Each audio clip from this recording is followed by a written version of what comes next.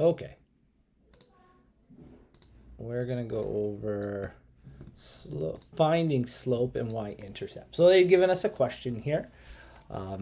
It's essentially an equation, and they want us to find slope and y-intercept. So first off, we got to figure out what type of function that is. So this is a linear equation. So we'll give that a little definition here. Linear equation. And there's something called a parent function. A parent function is like the most basic form of a linear equation. So we're going to write that down just as a reference. We don't have to do this, but we're trying to get some background knowledge. And it turns out the parent function for a linear equation is just y equals x.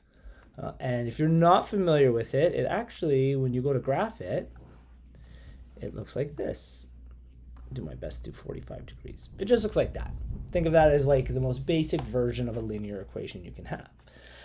Now, there is also the general form of a linear equation, and there's actually quite a few different forms of it. This one's called slope y-intercept, and you might know it. It's written like this: y is equal to mx plus b.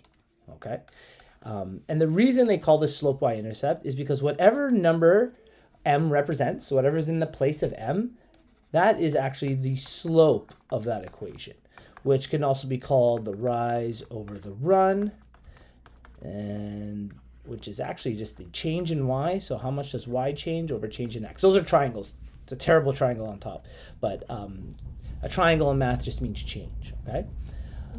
B happens, so whatever number that's representing, that happens to be the y-intercept. So b is equal to y-intercept. So on a graph, that's essentially where it crosses the y-axis. So in this version here, in our parent function, we'll actually write it out so we know. In our parent function, we have y equals x. So the question starts to become, well, what is m and what is b? Well, m is the coefficient, and if there's no number in front of a variable, we assume it's 1. So our slope happens to be 1 over 1. And if there's no term after that, well, what would b be? Well, that means just nothing there, so b is 0, and that makes sense. It crosses the y-intercept at 0. So that's how you can find slope y-intercept of a parent equation. But we have here, I'm going to bring it all the way down here, we have our equation that they want us to solve it with, okay? So I'm going to rewrite it down here. Y plus 4 is equal to 2 over 3 x minus 1. Okay, we need to convert this into a version that looks like this: y equals mx plus b. That's going to be important for what we're doing. So we got quite a bit going on. One of the major pieces you might notice is that y is by itself on one side of the equation. It doesn't matter if it's the left side or the right, but it does need to be by itself. And if we take a look at our equal sign here, okay, you'll notice y is on the left-hand side in this case. The LHS, this stands for left-hand side. Y happens to be on the left-hand side here, but it's not by itself.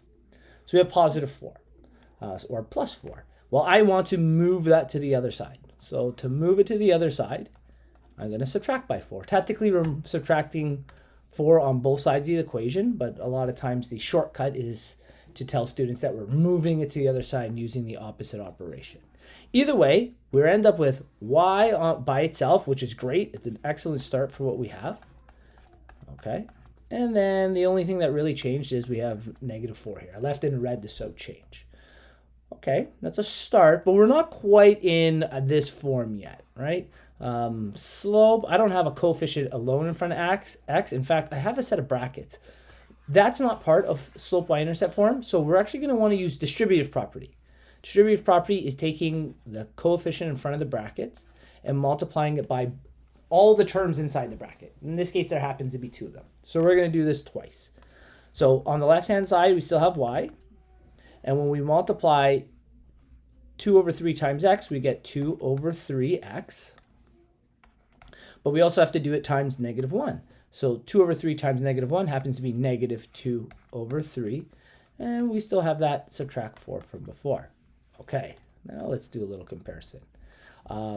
In terms of like terms, we're doing pretty good here. X is the only variable, and we have a coefficient.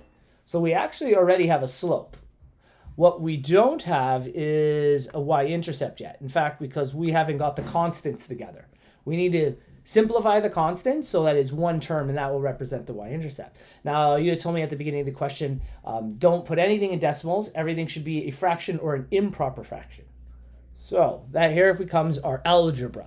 In terms of the process, we're almost at the end. We pretty much just have to put these numbers together. And if you're allowed decimals, you can put it into a calculator and get an estimate there.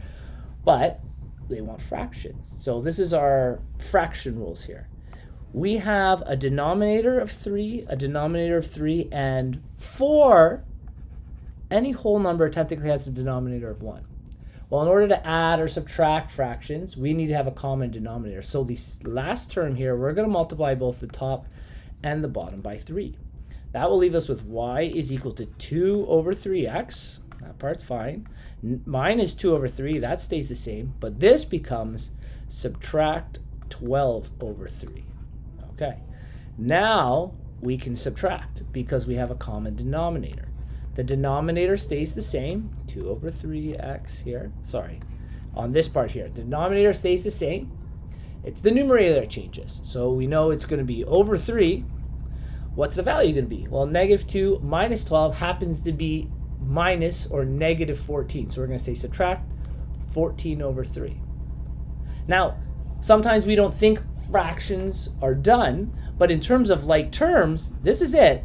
That's the only like term with with a variable x to the power of 1. And this is the only constant. So we're technically done our simplifying, and we're going to leave it in fraction form like they asked. So if we were to give an official answer, we might say y, or slope, is equal to 2 over 3. So the rise over the run is go up 2, go over 3. And the y-intercept, which is b, called y-inter, is negative 14 over 3. If I was to do a rough sketch of this, I want to do a little bit of a graph, okay, just so it makes sense to me. And it won't be perfect, because this is kind of an estimate on the graph here. I got a y-intercept of, that looks like 4.6. So that is, this number here is of roughly, whoops, that's not what I want.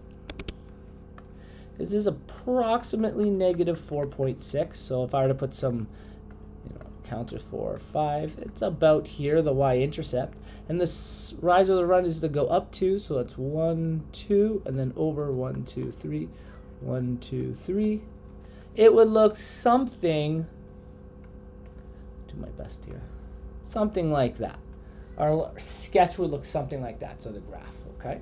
So we zoom out here so we can see the whole final product. Move it around.